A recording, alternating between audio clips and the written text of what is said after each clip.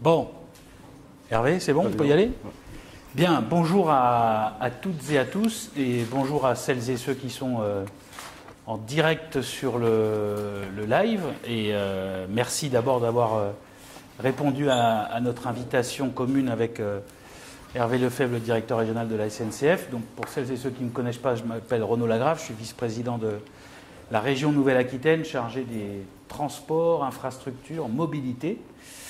Et à ce titre, on a souhaité donc avec la SNCF faire un petit point étape par rapport à la sortie du confinement. Le président de la région avait tenu il y a quelques semaines maintenant un point presse global suite au déconfinement du 11 mai.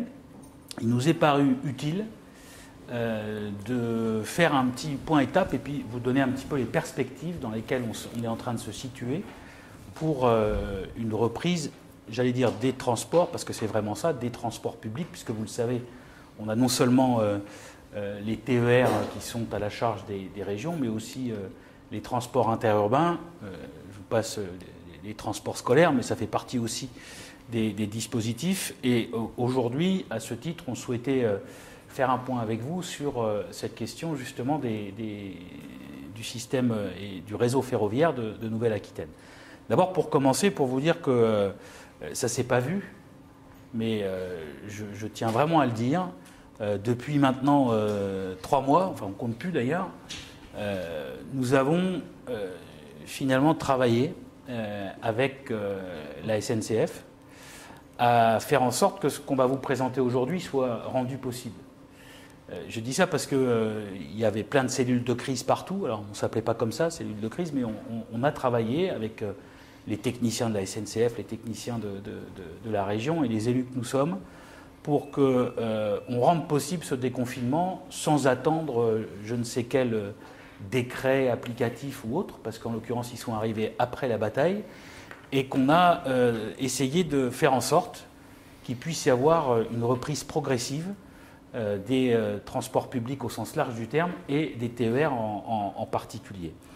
Quand il s'est agi de travailler notamment sur les protocoles sanitaires, je veux le dire, on a eu un travail extrêmement précis qui a été effectué en partenariat avec la SNCF. Quand il s'est agi de travailler sur la reprise de l'activité, notamment sur les lignes ferroviaires, puisqu'il y avait des lignes qui avaient été suspendues, ça ne vous avait pas échappé, que pour une reprise, il faut aller sur les lignes pour voir si tout se passe bien. SNCF Réseau a fait ce travail à temps masqué, et je voudrais vraiment les saluer, Jean-Luc Gary, son directeur régional, parce que ça ne s'est pas arrêté sur toutes les lignes. Il y a des lignes où ça s'est arrêté, d'autres ça ne s'est pas arrêté. Et les cheminots ont prouvé, s'il le fallait, que la notion de transport public était quelque chose qui leur tenait à cœur, avec une vraie volonté d'avoir une reprise du transport ferroviaire le plus tôt possible. Ça a été la même chose sur le transport routier, permettez-moi de le dire, parce qu'on a travaillé aussi avec les associations de transporteurs, et on a fait en sorte, au niveau de la région, qu'il y ait une concertation avec l'ensemble des autorités de transport, avec l'ensemble des intercommunalités, des départements, des agglomérations, des associations d'usagers. Je salue la présence du président de la FNOT, mais aussi des organisations syndicales que j'ai rencontrées à plusieurs reprises par rapport à cette reprise du transport public. On aboutit aujourd'hui sur finalement la continuité de ce qu'on avait anticipé avant le 11 mai. Le président de la région avait expliqué que nous serions dans un mouvement qui nous amènerait à la fin du mois de juin vers une reprise totale des transports publics. Ce sera chose faite un petit peu en avance, je vais y venir, mais vous dire simplement que depuis le 11 mai, on a essayé de reprendre finalement cette idée qu'il y avait le domicile-travail qui était assuré. Ça, c'était quelque chose d'extrêmement important, d'où le fait que le plan de transport, il est monté petit à petit pour atteindre grosso modo pas loin de 30, 40, 50%.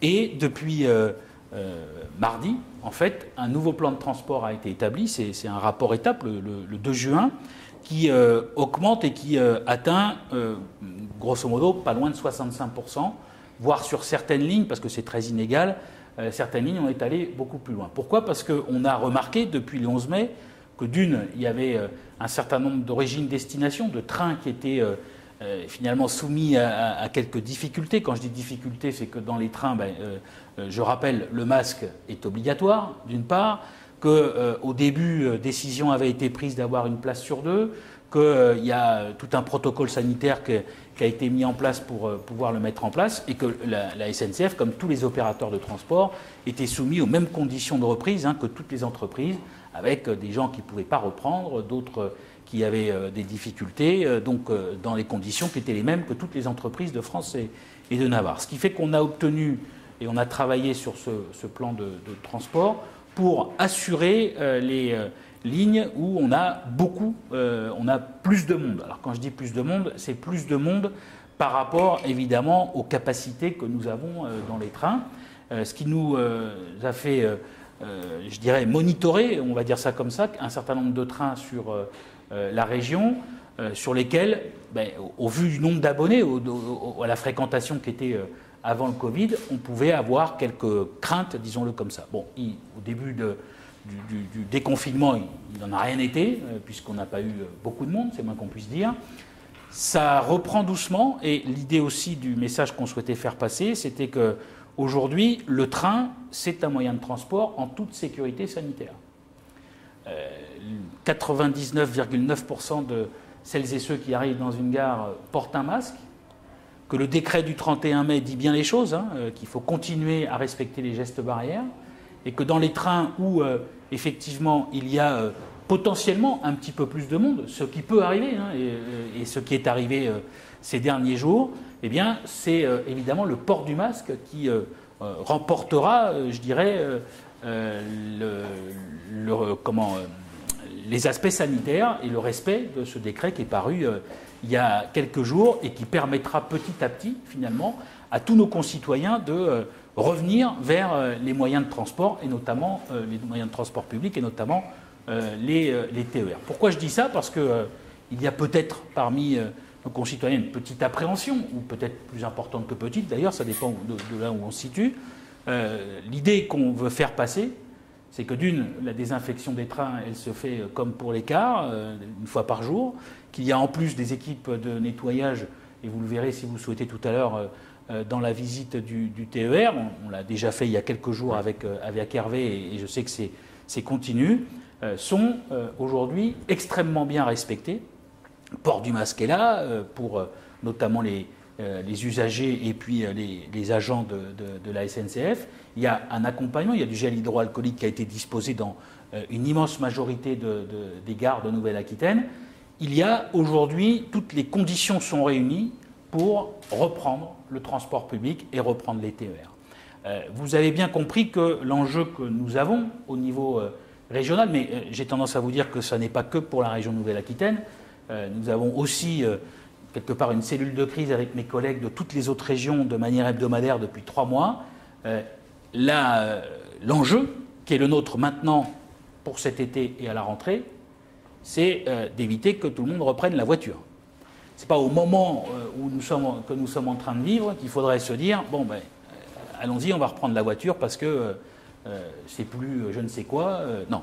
Il y a aujourd'hui toutes les conditions de sécurité sanitaire pour reprendre les transports publics dans cette région, et j'ai tendance à vous le dire, en France en général. Ce qui veut dire qu'on lance quelque part un appel à nos abonnés, parce qu'ils ne sont pas tous revenus, à celles et ceux qui sont encore en train d'hésiter, en train de se dire « Ah, mais est-ce que je peux ?» Oui, vous pouvez revenir dans nos trains, parce qu'ils sont là et ils sont à votre disposition dans toute la sécurité. Et pour faire en sorte justement qu'on puisse travailler à une offre qui puisse monter en puissance dans les semaines qui viennent, nous avons décidé, et je veux remercier la SNCF pour cette mobilisation, d'avoir 100% de l'offre, quasiment 100% de l'offre, sur une immense majorité des lignes de Nouvelle-Aquitaine dès le 15 juin.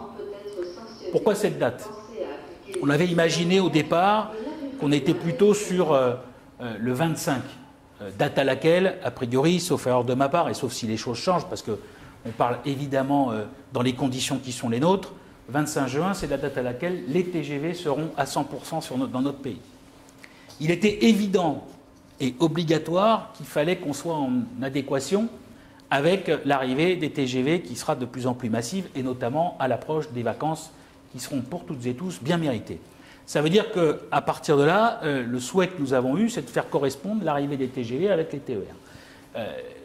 TER Nouvelle-Aquitaine a, un peu à ma demande, mais voilà, a répondu à ma demande pour qu'on puisse avancer cette date des 100%, quasiment 100%, au 15 juin. Ce qui veut dire qu'on n'aura qu'une dizaine de jours pour étalonner un petit peu le réseau tel qu'il était auparavant, et pour faire en sorte que toutes celles et ceux qui souhaitent l'utiliser puissent l'utiliser à fond, je dirais, dans toutes les capacités possibles, et notamment sur les lignes qui sont aujourd'hui les lignes les plus où il y a le plus d'usagers qui sont revenus, notamment sur l'étoile de Bordeaux, mais c'est aussi vrai sur l'étoile de Poitiers, l'étoile de La Rochelle. Et puis petit à petit, on voit que sur les longs week-ends qu'on a eus, nous avons pu constater qu'il y avait un certain nombre de gens qui revenaient dans les trains pour aller passer un week-end, notamment en Nouvelle-Aquitaine, et ce qui est très bien ainsi. Ce qui veut dire qu'aujourd'hui, vous le voyez, on a procédé par étapes, on essaye de valider tous les processus au fur et à mesure pour que sur cette partie d'accueil du public et des usagers, que ce soit en gare, que ce soit sur nos TER ou sur l'ensemble du réseau, eh bien, il puisse y avoir un accueil qui soit dans toutes les conditions sanitaires possibles. Sur cette partie-là, Hervé, si vous souhaitez... Merci, Monsieur le Président. Vous avez été extrêmement précis et complet sur cette notion de plan de transport. Ça a été un travail, vous l'avez dit, mais je voudrais insister, c'était un travail permanent auprès de la région qui a orienté la manière dont ce plan de transport était densifié. Pendant la période de confinement ou la période en fait de la crise sanitaire la plus intense, on avait maintenu une desserte qui représentait environ 10% de l'offre nominale, et on avait adapté avec le conseil régional et avec l'ARS la desserte pour permettre qu'elle soit la mieux adaptée possible au personnel hospitalier. Et donc c'était aussi une première étape de la réactivité, d'adaptation dont nous avons fait preuve tout au cours de cette période. Ça a duré jusqu'au 11 mai. Et donc là, on est très heureux en fait de pouvoir monter en puissance et de pouvoir offrir le plus de capacités possible à la clientèle. 50% le 11 mai, on est à peu près aux 2/3 là, depuis le 2 juin, et on finira quasiment en service normal le 15 juin. Donc on a une montée en puissance. On est dans une situation complètement inédite où il faut retravailler le plan de transport à partir de zéro, puisque les hypothèses ne sont plus les mêmes, et parce qu'on a un certain nombre de contraintes qui tiennent tant aux ressources humaines qui sont les nôtres, à savoir qu'on a aussi dans nos personnels des gens qui ont besoin de garder leur enfant parce que l'école n'est pas encore ouverte, ou parce qu'ils sont eux-mêmes en compagnie de personnes sensibles, donc ils ne peuvent pas travailler. On a également des restrictions, enfin c'était le cas jusqu'à ce 2 juin, des restrictions en matière de repos hors résidence. Vous savez que vu le territoire de Nouvelle-Aquitaine, quand on organise nos services, il faut permettre à nos agents de bord de pouvoir se reposer sur des lieux à l'extérieur de leur domicile. Et ça demande des hôtels ou des résidences ouvertes. Ce n'était pas le cas jusqu'au début juin. Grâce à la région, en fait, on a pu aussi réorienter ce type d'organisation sur des hôtels qui étaient ouverts et qui étaient connus, maîtrisés par on va dire, le domaine touristique de la région, CRT compris. Donc c'était un travail très itératif et finalement on est très fiers de pouvoir annoncer un service quasi normal à partir du 15 juin. Alors c'est sûr que Renaud Lagrave l'a dit de manière elliptique, mais bon, il a été très persuasif pour que ce niveau de service soit redonné aux habitants de Nouvelle-Aquitaine le plus vite possible. Parce qu'il y a un enjeu important, il y a un enjeu d'offrir une capacité la plus importante pour que les gens en fait trouvent dans les TER des conditions de transport qui soient saines et sécures. Voilà, notre défi, c'est de convaincre la clientèle qu'on est aussi bien, si ce n'est mieux, transporté dans le TER que dans sa voiture. Alors, sur cette partie, il faut évidemment l'accompagner d'un certain nombre de mesures, et les mesures qu'on a prises sont de plusieurs ordres. D'abord, le premier sujet, c'est évidemment sur ce qui vient de se passer. Nous avons décidé au niveau de la région de ne pas appliquer l'augmentation annuelle des tarifs pour l'année 2020. D'habitude, on était aux alentours de 1,5-2%. On a décidé et validé le fait qu'il n'y aurait pas d'augmentation de tarifs cette année. La deuxième chose, c'est qu'on a suspendu les mensualités pour les abonnés annuels pour avril et mai, de manière à ce qu'ils ne soient pas prélevés, en l'occurrence, de leurs abonnements. L'idée également par rapport à cette reprise, c'est qu'on puisse évidemment l'accompagner, puisqu'on arrive dans la période estivale, d'un certain nombre de mesures concrètes. Certaines étaient déjà, je dirais, un petit peu existantes dans le TER de Nouvelle-Aquitaine, et puis d'autres seront présentées la semaine prochaine, notamment par Région de France et la Direction nationale de TER, mais en l'occurrence, je vais les évoquer de manière à ce que on puisse le dire concrètement. D'abord, vous dire que le souhait qu'on a eu, et c'est une discussion qui nous paraît extrêmement importante, c'est que vous avez aujourd'hui en France, hors Île-de-France, 127 000 abonnés dans les TER. En Nouvelle-Aquitaine, c'est à peu près 9 000. Nous avons décidé de dire aux abonnés que là où ils sont abonnés sur une ligne, ils seront abonnés pour non seulement toute la région, mais tout le territoire national, en accord avec nos collègues, hors Île-de-France, j'entends, mais avec tous nos collègues des autres régions. Je ne vous cache pas que notre préoccupation première, c'est non seulement évidemment que les abonnés reviennent, mais qu'on en ait des nouveaux.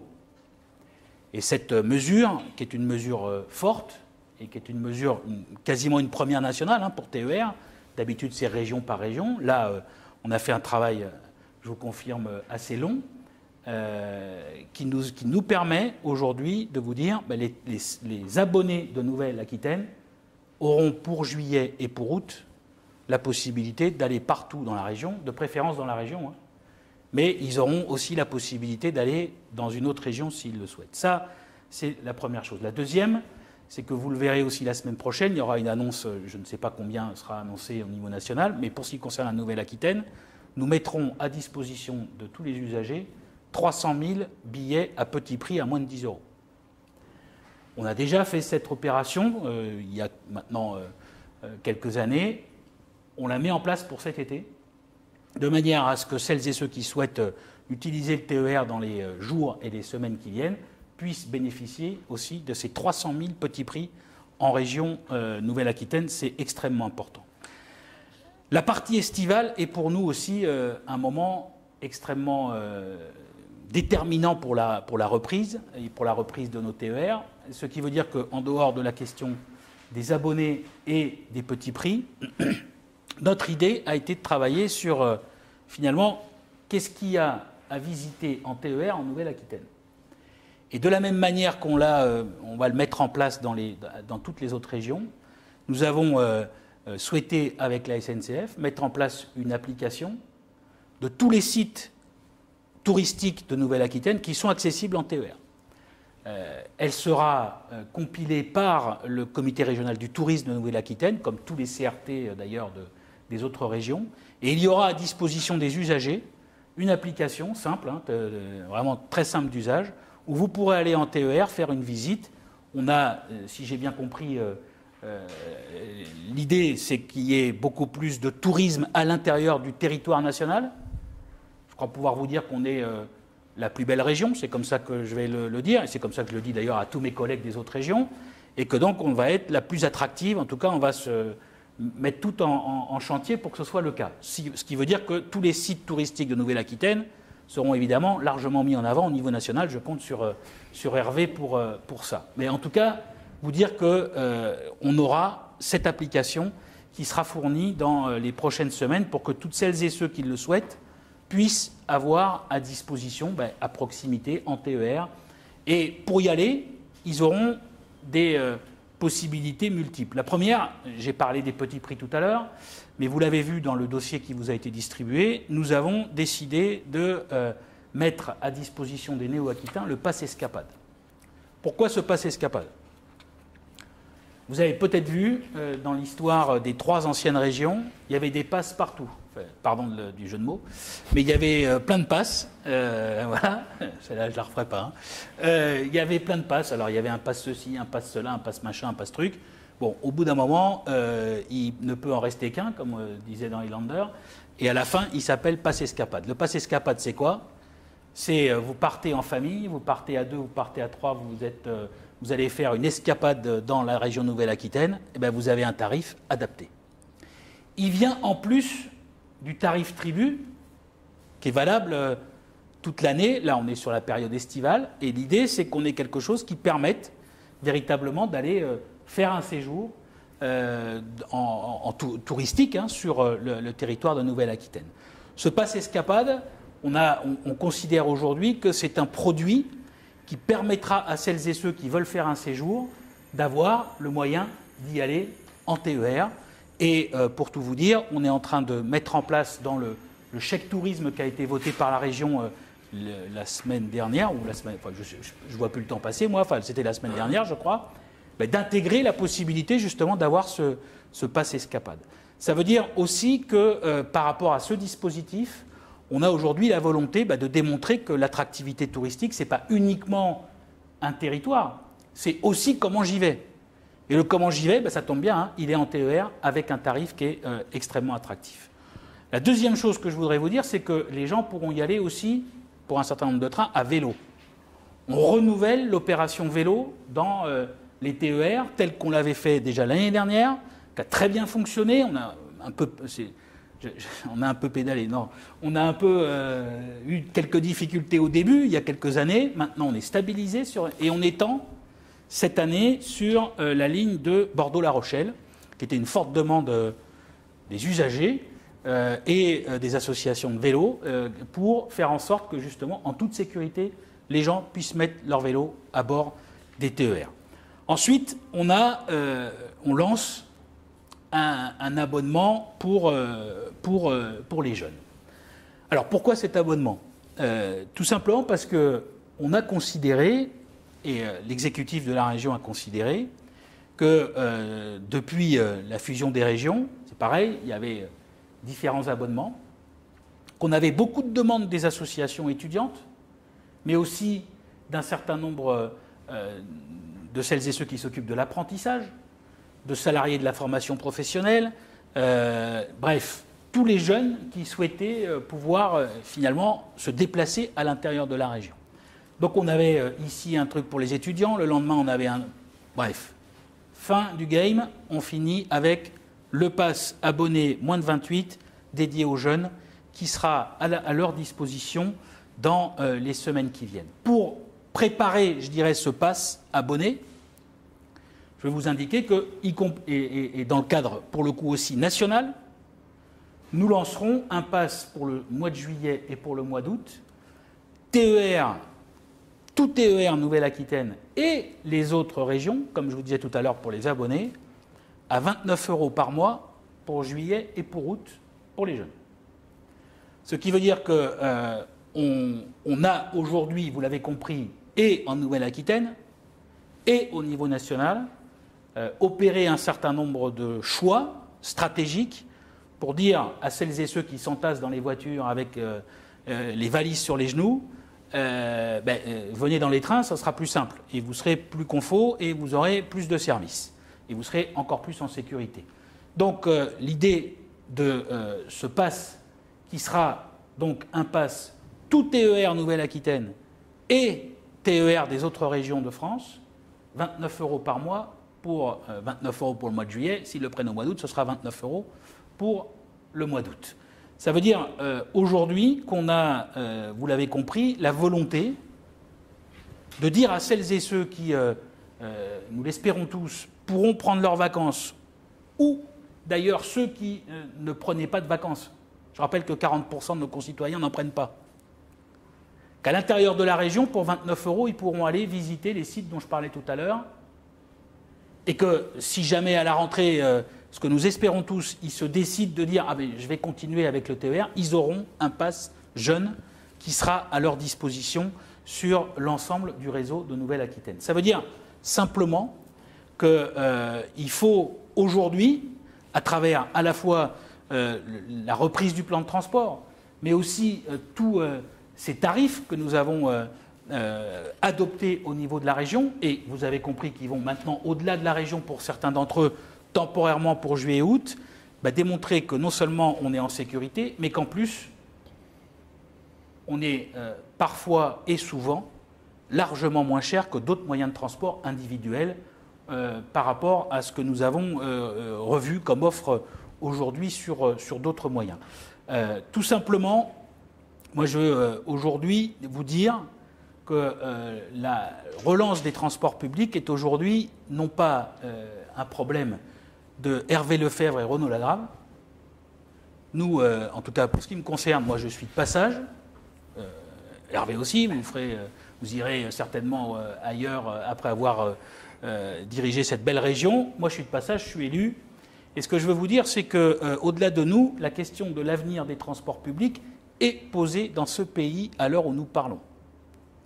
Et que si personne n'y prend garde, on pourrait retrouver un certain nombre de transports, comme par hasard, et de transports publics, notamment en train ou en car, disparaître si il ne se passe rien, notamment au niveau national, et surtout s'il ne se passe rien au niveau des usagers. Je dis avec une certaine force. Ce n'est pas au moment où on est en train de reprendre qu'il faut lâcher ces transports-là. Parce que je connais un certain nombre de gens qui pourraient malencontreusement, ou par idéologie, choisir de dire, puisqu'il n'y a plus personne, fermons.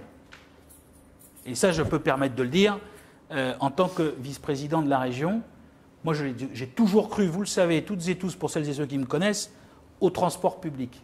Ce n'est pas aujourd'hui qu'il faut mollir sur ces questions. Parce que je connais la musique par cœur. Il n'y a personne, on ferme la ligne. Il n'y a personne, on enlève les trains. Il n'y a personne, on enlève le car. Et on ne répond pas du tout à la question environnementale, d'une, et on ne répond absolument pas au fait que, en tout cas pour la région Nouvelle-Aquitaine, comme vous le savez, on a toujours souhaité qu'on ferme. Non seulement qu'on ne ferme pas de ligne, mais qu'on amplifie les transports partout où on le peut. Et c'est pour ça qu'on a une offre de transport en TER, qui est celle qui est aujourd'hui, celle qui sera demain, qui continuera à évoluer, je le dis comme c'est, parce que, vous le savez, on est en train de travailler avec la SNCF par territoire à amplifier l'offre pour l'avenir, et ce sera la même chose pour les cars. Ce n'est pas au moment où justement on est en train de faire correspondre les arrivées de TER avec les cars dans les territoires ruraux qu'il faudrait dire « Ah ben oui, mais comme il n'y a plus personne dans les cars, on n'a qu'à les fermer ». C'est à contresens de l'histoire. C'est pour ça qu'aujourd'hui, avec une certaine gravité, et les décisions que nous avons prises, nous les prenons dans ce sens-là, pour dire à nos concitoyens et aux habitants de la région, c'est le moment de revenir. Et c'est le moment de démontrer que le transport public, aujourd'hui, il a encore un avenir, de par leur revenu sur les transports publics, on pourra continuer, et on pourra y compris exposer à celles et ceux qui ont encore des doutes que le transport public, il est bien et bien là. Je rappelle juste quand même une chose, qu'avant la crise du Covid, dans cette région, on était sur des augmentations sans discontinuer, de plus 10% de fréquentation par an, c'est-à-dire le double du niveau national. Et moi, je vous le dis, je veux qu'on retrouve cette augmentation de fréquentation. Pour ça, il faut retrouver la confiance des usagers, la confiance des abonnés, la confiance de celles et ceux qui sont encore hésitants. Et moi, à travers vous, je veux juste leur dire, revenez, il y a non seulement de la place, mais en plus, vous avez des offres qui défient toute concurrence.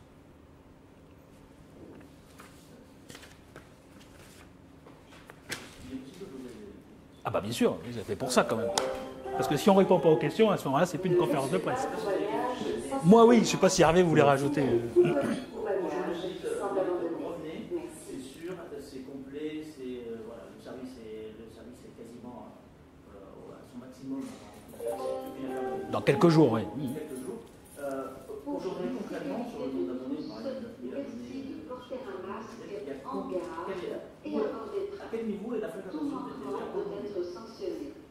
aujourd'hui, alors moi, aujourd'hui, j'ai pas ce chiffre-là. Aujourd'hui, là, j'ai pas le chiffre, mais De l'ordre de 20%. de l'ordre de 20. Oui, on est très loin du compte, hein. On est bien d'accord, mais c'est pour ça, c'est-à-dire qu'on a bien vu, nous, les premiers jours, parce que, pour tout vous dire, on avait mis des trains, comment il m'a appelé ça, Hervé, des trains rouges. Attention, bon, très bien. Et le lendemain, le premier jour, on était quasiment au téléphone heure par heure, et malheureusement, on ne voyait personne, quoi. Enfin, quand je vous dis malheureusement, c'est qu'on avait prévu, pas tous les scénarios, parce qu'on ne peut pas tout prévoir, mais en tout cas, on en avait prévu quand même pas mal. Hein. Je peux vous dire qu'on y a passé quelques temps. Bon. Et là, on constate, ah mince, le rendez-vous, il n'y est pas. Bon. Donc, on voit qu'à travers les semaines depuis le 11 mai, ça commence légèrement à revenir. Et à la limite, on peut comprendre, hein, comment ça se passe, qu'est-ce qu'il y a, machin et tout. Là, aujourd'hui, si vous voulez, depuis le 11 mai, on est, allez, un mois plus tard quasiment. Bon, on a éprouvé les processus, et sanitaires, et sur le masque, et de nettoyage, et d'accueil en gare, et les ventes de billets. Enfin, on a éprouvé tout ce qui était à éprouver. Donc maintenant, un mois après, on peut dire, écoutez, maintenant, je peux comprendre que vous ayez encore des doutes. Nous, on essaye de lever les doutes. Et on est là pour ça, pour essayer de les faire lever. Et puis, ce d'autant plus que, pour le coup, il y a quand même aujourd'hui des offres qui permettent de le reprendre. Non seulement ceux qui sont abonnés, bien entendu, mais tous les autres qui peut-être sont encore hésitants, allez-y, hein, c'est le moment, c'est l'instant, quoi. Voilà. Et puis, pour rien vous cacher, la période estivale, pour nous, elle est cruciale, pour tout le monde, hein, d'ailleurs, hein, cruciale pour tout un tas de raisons. Mais ça veut dire que tous les gens qui vont arriver là en Nouvelle-Aquitaine dans les semaines qui viennent, il faut qu'ils aient aussi en tête que le train, ça existe, quoi. Et voilà, donc c'est... Vous avez parlé d'un abonnement moins de 28, et ensuite vous avez parlé d'un abonnement à 29 € par mois. Oui. C'est pas la même chose. Alors, en fait, si vous voulez, l'abonnement de moins de 28, on l'avait déjà voté il y a quelques mois. Et on devait le mettre en place là au 1er juillet. Bon, il s'avère qu'au niveau national, vous l'avez compris, on s'est mis d'accord avec les autres régions pour dire on frappe fort cet été en direction des jeunes, on met ce pass jeune à 29 € par mois, tout TER France et Navarre en dehors de l'Île-de-France. Pardon, pas France et Navarre, France, juillet-août. D'accord ? Donc, ce qu'on dit aujourd'hui, c'est ce que je disais il y a un instant, c'est-à-dire que ce pass-là, en fait, il préfigure notre abonnement jeune. C'est qu'au mois de septembre, les jeunes, ils pourront dire ah, oui, ça m'a plu, pouf, je prends mon abonnement jeune. Voilà. C'est ça l'idée. Okay, alors, une autre question, ça tient, le modèle économique qui repose sur la fréquentation, bien entendu. Il y a le modèle économique qui dépend aussi des mesures qui ont été prises, notamment sur l'entretien des rames, le nettoyage, la désinfection des rames. Est-ce que vous avez une idée du surcoût que ça représente pour la SNCF sur cette activité-là? On a une idée assez précise du surcoût lié au nettoyage quotidien des rames. Donc évidemment, quand on n'avait que 50% des rames qui étaient engagées, évidemment, on était sur une dépense normale, donc qui va doubler à partir du mois de juin, puisqu'on aura 100% du parc qui sera engagé. Donc ça se chiffre en plusieurs millions d'euros par an. Et sur le modèle économique, en fait, il repose principalement sur le contrat qui a été signé entre le Conseil régional et la SNCF. Un contrat qui a été signé fin 2018 pour une période de 6 ans entre 2019 et 2024. C'est notre convention, c'est notre socle de fonctionnement. Ce qui a été convenu avec le Conseil régional, c'est qu'on ferait les comptes dans une période où on sera en mesure d'évaluer tous les impacts, à la fois on va dire les pertes de recettes, mais également les surcoûts représentés par les nouvelles conditions sanitaires dans lesquelles on évolue désormais. Donc pour l'instant, en fait, on n'a pas de chiffres précis à donner. Il y en a certains qui ont été approchés au niveau de la SNCF. C'est une vraie catastrophe économique pour la SNCF, mais pas que. Tout le pays aujourd'hui est dans une menace d'une crise économique majeure qui suivra une crise sanitaire inédite.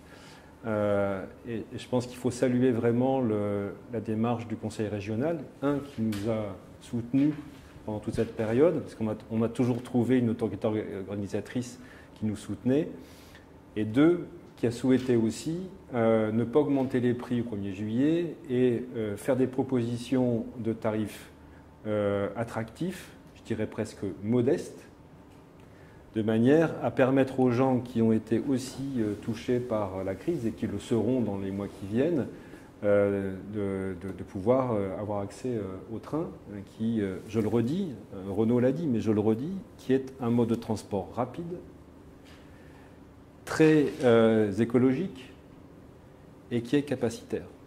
Donc voilà, le train a d'énormes qualités, imbattables, et il faut vraiment qu'on arrive à convaincre les abonnés de cette réalité.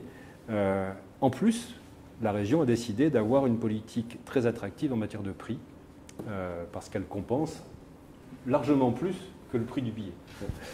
Donc voilà. Sur cette question financière, permettez-moi quand même un mot. Je vous l'indique, hein, c'est pas un débat néo-aquitain. Au niveau de région de France, on est en train de consolider ces chiffres région par région. Pourquoi je vous dis ça? Ça ne peut pas être un débat région SNCF. C'est pas possible. Il faut que tout le monde soit conscient de ce qu'on est en train de vivre et que ça doit être un débat région-État et SNCF. Parce qu'il n'y aurait pas d'un côté les réseaux de transport urbain à qui on compenserait le versement mobilité et à qui on dirait que vous n'avez plus de recettes, donc on va vous verser des sommes X, et de l'autre, ceux qui s'occupent des territoires ruraux, parce que je vous passe sur l'écart, hein, mais sur l'écart interurbain, c'est nous aussi. Et comme ça ne vous a pas échappé, en l'état actuel des choses, il y a exactement 0 €, 0 centimes à destination des régions de la part de l'État. Ce n'est pas admissible. C'est la raison pour laquelle aujourd'hui, au niveau de Région de France, on est en train d'assembler justement toutes ces questions financières, que ce soit sur les réseaux interurbains ou les réseaux TER, pour qu'à l'échelle des régions, on ait un débat avec l'État. Ça ne peut pas être du saucissonnage, débrouillez-vous par territoire. Ça n'existe pas, ça. Et surtout qu'en plus, je vous le rappelle, les régions ne sont absolument pas destinataires du versement mobilité, contrairement aux agglomérations qui en bénéficient. Donc il y a un moment donné où il y aura un moment de vérité, il approche, je vous le confirme. Cette convention que vous avez passée est-elle susceptible d'être modifiée? Je prends un exemple, par exemple sur la question des pénalités qui seraient prévues par rapport aux chiffres, au pourcentage de fréquentation. Enfin voilà. Alors écoutez, bon. Si c'était aussi simple que ça, il n'y aurait même pas match. Vous voyez, si on avait juste à dire, bon ben voilà, puisqu'il y a eu la pandémie, vous auriez bon, il n'y aurait pas match. On n'en est pas là. Là, on est dans une catastrophe industrielle et économique qui n'a échappé à personne. Donc, j'ai tendance à vous dire que notre convention avec, entre la région Nouvelle-Aquitaine et la SNCF TER Nouvelle-Aquitaine, c'est une toute petite goutte d'eau par rapport à la somme dont on est en train de se parler au niveau national. La question, et c'est pour ça que je la pose aujourd'hui, de l'avenir des transports publics est posée. Vous avez des réseaux de transport urbains qui seront en faillite, je dis bien en faillite, au mois de septembre ou octobre, parce que vous n'avez pas les recettes et parce que vous n'avez pas le versement mobilité. Donc de deux choses l'une, soit on considère qu'ils arrêtent, y compris d'ailleurs, pour tout vous dire, Île-de-France Mobilité, hein, pour ne pas les citer. Hein. Donc vous n'aurez plus de métro, vous n'aurez plus de RER, vous n'aurez plus rien, parce qu'il n'y a plus d'argent. Donc soit il y a une prise de conscience nationale pour se dire, il y a un problème sur les transports quand même. Alors ça ne m'a pas échappé, hein.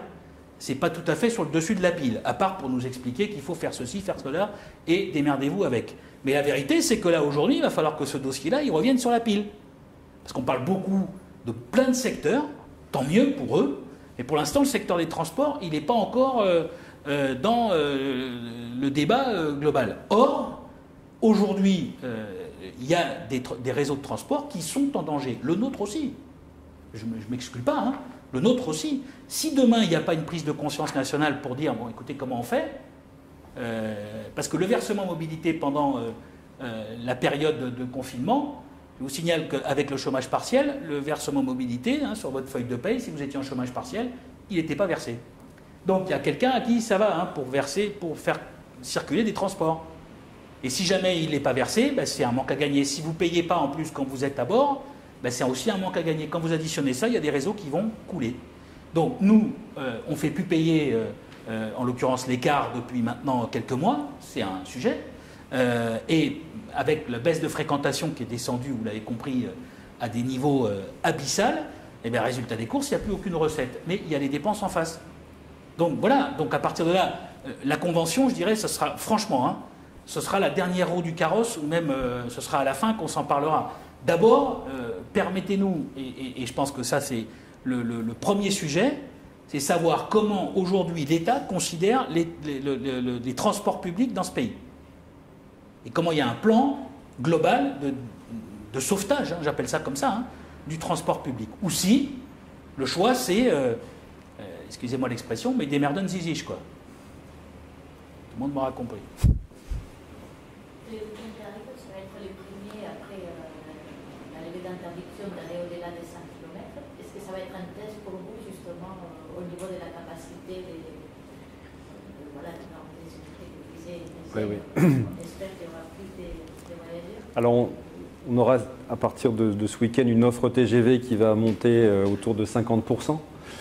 Et on sait que la région de Nouvelle-Aquitaine est une région extrêmement intéressante en fait pour tous les gens d'Île-de-France qui souhaitent trouver de jolis sites touristiques, notamment de belles plages. On a déjà remarqué sur les week-ends précédents une montée en puissance de certains TER en correspondance qui viennent de Mont-de-Marsan ou qui viennent de Bergerac ou encore de Périgueux. Donc on s'attend en effet sur ce week-end à avoir des trains qui vont être bien remplis. Alors bien rempli, ça veut dire aussi, ça me redonne l'occasion en fait de réaffirmer ce qu'a dit Renaud Lagrave, c'est que la fameuse règle des 1 sur 2 qu'on avait mis en place le 11 mai, mais dans la phase 1 du déconfinement, cette règle des 1 sur 2 va progressivement être assouplie. Vous savez que le TGV et Intercité déjà en fait maintenant réserve 100% de ses sièges. Voilà. Et nous, en fait, dans les TER, notamment sur ces trains en correspondance le week-end et aussi sur un certain nombre de relations très utilisées comme Bordeaux-Arcachon ou encore Agen-Bordeaux, on va également progressivement donc permettre aux gens d'utiliser tous les sièges. En fait, notre logique est la suivante. On préfère que les gens se répartissent mieux dans le train plutôt qu'ils soient on va dire agglutinés sur les plateformes quand les trains en sont équipés. C'est sur le plan sanitaire beaucoup plus protecteur. Donc nos agents de contrôle vont à partir donc de demain commencer à conseiller aux gens pour éviter les attroupements ou les trop grandes concentrations, conseiller donc de s'asseoir côte à côte à partir du moment bien sûr, et ça reste obligatoire, ils portent le masque dans le train. Donc voilà, donc on va assouplir progressivement et à partir du 15 juin, là, on va enlever les stickers progressivement aussi dans les trains et on va lever cette contrainte. Voilà. Vous aurez l'accompagnement d'information préalable? Oui, on va faire bien sûr, on souhaitait vous donner cette primeur d'information, évidemment. Mais on va accompagner dans les trains des annonces sonores dans les gares en disant voilà, progressivement, la règle du 1 siège sur 2, qui d'ailleurs n'a jamais été édictée dans aucun décret. Hein. Qui n'a pas été écrite. C'était une adaptation en fait d'une préconisation de respecter la distance physique. Alors, donc voilà, donc nous on dit finalement il vaut mieux être côte à côte, assis, mais on va dire confortablement installé dans un compartiment plutôt que tassé, si vous me passez l'expression, sur les plateformes. Voilà. Et puis dans les transports urbains, on va avoir la même progressivité à Paris, en Ile-de-France et aussi dans les transports urbains, tram par exemple. Hervé a juste oublié de dire que les plus belles plages, c'est dans les Landes. Hein. Je vous remercie. Ah non, j'ai bien dit les Landes. Hein.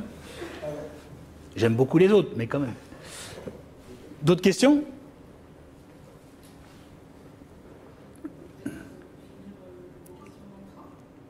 Oui. Parce on finit les questions dans le train. Il est 15h15 et c'est l'horaire qu'on avait prévu pour vous emmener voir avec notre ami chef d'équipe qui s'occupe justement de ce nettoyage. Il nous explique un peu comment les choses se passent à bord d'une rame et quelles sont les tâches quotidiennes de nettoyage qui sont pratiquées. Il n'y avait pas de questions à distance? Non, encore. Au cas où. Hein. Alors on se déplace. Quel numéro 6 ? Quel numéro 6 vous nous amenez. On arrête nos... Ouais. On est pris en charge.